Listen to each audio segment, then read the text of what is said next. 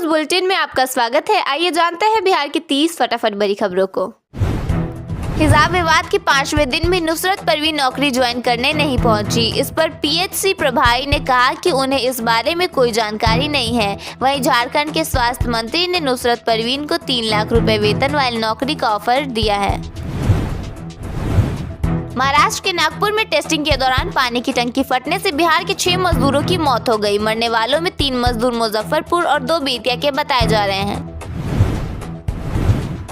मुख्यमंत्री नीतीश कुमार की सास विद्यावती देवी का 90 वर्ष की उम्र में निधन हो गया। अंतिम संस्कार बास घाट पर किया गया, जहां निशांत कुमार ने उन्हें कंधा दिया। निशांत ने फोटो शेयर करते हुए लिखा, मिस यू नानी।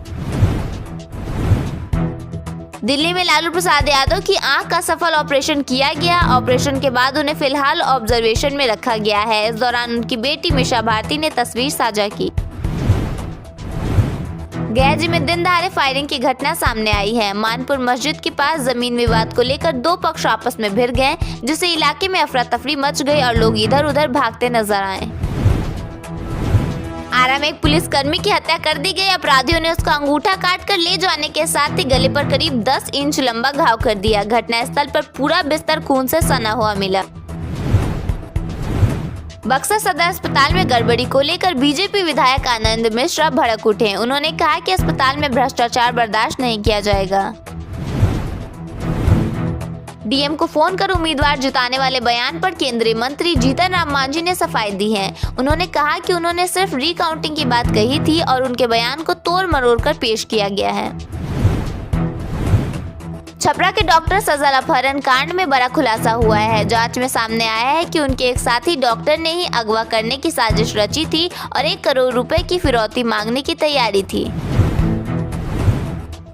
पटना के बाढ़ इलाके में एक किसान का शव मिलने के बाद हंगामा हो गया। गुस्साए लोगों ने पुलिस टीम पर हमला कर दिया, जिसमें थाना अध्यक्ष समेत 6 पुलिसकर्मी घायल हो गए। परिजनों ने अपहरण के बाद हत्या की आशंका जताई है। बिहार सक्षमता परीक्षा 4.0 का रिजल्ट जारी कर दिया गया है। इस परीक्षा में 4,932 उम्मीदवार सफल हुए हैं, जिन्हें राज्यकर्मी का दर्जा मिला है। T20 वर्ल्ड कप के लिए भारतीय टीम का ऐलान किया गया है। टीम में ईशान किशन को जगह मिली है, जबकि सूर्य कुमार यादव कप्तानी करेंगे। Inter state weight lifting championship में बेगूसराय के ऋषभ ने कांस्य पदक जीता है। उन्होंने 56 किलो भार वर्ग में यह सफलता हासिल की है। राजद विधायक गौतम कृष्ण हवाई चप्पल पहनकर हवाई यात्रा करने पहुंचे। पत्रकारों के सवाल पूछे जाने पर भड़क गए और कहा कि अब क्या वे ऑटो से दिल्ली जाएं।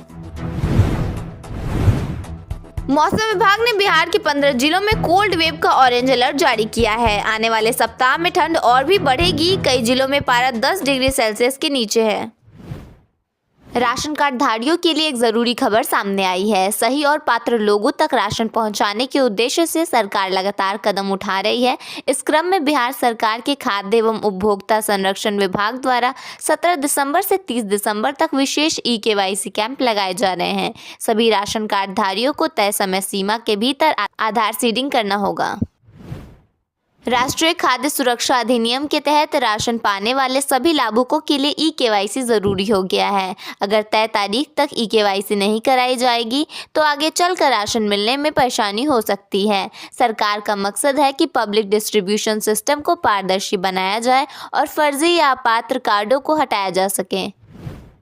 बिहार सरकार ने गंगा नदी के उत्तरी किनारे पर दिघवारा से बिद्दुपुर तक एक नया गंगा पथ बनाने का ऐतिहासिक निर्णय लिया है। इसके साथ ही गंगा के दोनों किनारों पर मरीन ड्राइव का सपना सच होगा, जिससे न केवल ट्रैफिक का बोझ कम होगा बल्कि रोजगार के नए द्वार भी खुलेंगे। यह पथ दिघवारा से शुरू होकर परमानंदपुर, सोनपुर होते हुए बिद्दुपुर तक जाएगा।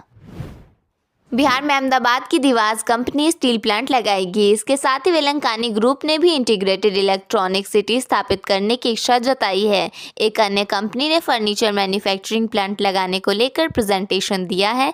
बिहार में औद्योगिक निवेश को गति देने और उद्यमियों की समस्याओं के जल्द से जल्द समाधान के उद्देश्य से उद्योग वार्ता हुई। इसमें उद्योग जगत से जुड़े 14 प्रमुख प्रतिनिधियों और स्टार्टअप संस्थापकों ने हिस्सा लिया है। मुजफ्फरपुर नगर निगम की सीमा से 8 से 10 किलोमीटर के दायरे में आने वाली जमीन की रजिस्ट्री पर 10% अतिरिक्त शुल्क लिया जा रहा है, लेकिन आने वाले समय में यह शुल्क कई गुना ज्यादा हो सकता है। पटना समेत पूरे बिहार में पहली बार इस सर्दी में कोल्ड डे की स्थिति बनी है। बढ़ती ठंड और घने कोहरे के कारण 12 जिलों में रेड अलर्ट और 26 जिलों में ऑरेंज अलर्ट जारी किया गया है। मौसम विज्ञान केंद्र के मुताबिक हवा में नमी का स्तर 90% से अधिक पहुंच गया है, जिससे अधिकतम और न्यूनतम तापमान के बीच का अंतर काफी कम हो गया है। इसका असर यह है कि कई जिलों में दिन में भी रात जैसी कंपकपी महसूस हो रही है। सिखों के 10वें गुरु श्री गुरु गोविंद सिंह जी महाराज के 359वें प्रकाशोत्सव को लेकर पटना सिटी में लाखों श्रद्धालु आएंगे। इसे देखते हुए प्रशासन ने 25 से 28 दिसंबर तक स्पेशल ट्रैफिक प्लान लागू की है। इस दौरान पटना सिटी क्षेत्र में भारी गाड़ियों के प्रवेश पर रोक रहेगा। बिहार में इलेक्ट्रिक वाहनों को बढ़ावा देने की दिशा में सरकार सक्रिय हो गई है। डिप्टी सीएम सम्राट चौधरी ने पटना में हुई समीक्षा बैठक में राज्य भर में इलेक्ट्रिक चार्जिंग स्टेशन बनाने की बात कही है। इसे लेकर लोगों को इलेक्ट्रिक वाहन इस्तेमाल करने में आसानी होगी और निजी निवेश भी बढ़ेगा। साथ ही चार्जिंग स्टेशन बनने से स्थानीय लोगों को भी रोजगार मिलेगा। बिहार का नया power sub station Bihar Sharif में बनकर लगभग तैयार हो गया है। बस छोटे मोटे काम को अंतिम रूप दिया जा रहा है। जानकारी के मुताबिक नए साल से यहां से लोगों को बिजली मिलनी शुरू हो जाएगी। इसके निर्माण कार्य में लगभग 7 करोड़ रुपए खर्च किए गए हैं।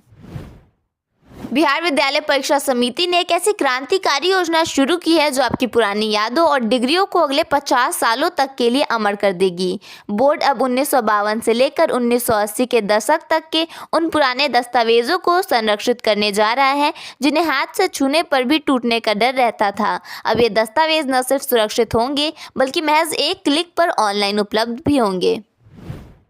राजधानी पटना के पार्कों की सूरत अब पूरी तरह बदलने वाली है। बिहार सरकार ने शहर के पार्कों को न केवल हाईटेक बनाने का फैसला लिया है बल्कि उन्हें स्वास्थ्य और सुरक्षा के लिहाज से एक नए स्तर पर ले जाने की तैयारी भी कर ली है।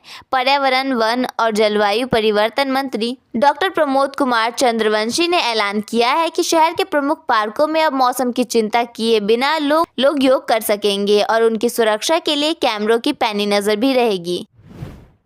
बिहार में जीविका कार्यक्रम महिलाओं के जीवन में सकारात्मक बदलाव ला रहा है। महिलाएं सिलाई और बकरी पालन जैसे कार्यों से जुड़कर अपने परिवारों को आर्थिक रूप से मजबूत कर रही हैं।